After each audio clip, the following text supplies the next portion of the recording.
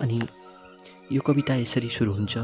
ओहो साँझ पर्यो, बत्ती बल्यो, उदासका क्षणहरूले छेक्यो, सोच साह्रै गहिरो हुन लाग्यो, मन दुखी हुन लाग्यो, सम्झना आउँछ ती बितेका दिनहरू। बिस्तारामा लड्यो, यताउति हेऱ्यो, ती घटेका घटना नि फर्किआउँछ, ती गएका कुरा नि फर्किआउँछ।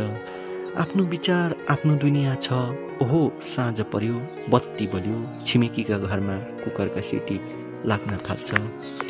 आफ्नो घरका भान्सातिर सोते स्वाँ स्वाँ बज्न थाल्छ। ओहो साँझ पर्यो, बत्ती बल्यो, उदासी मेरा दिनहरू अनि रातहरू। कुकुर भाउ भाउ गर्न थाल्छ, फ्याउरो कराउन थाल्छ, मेरा मन कता कता डुलिरहे हुन्छ।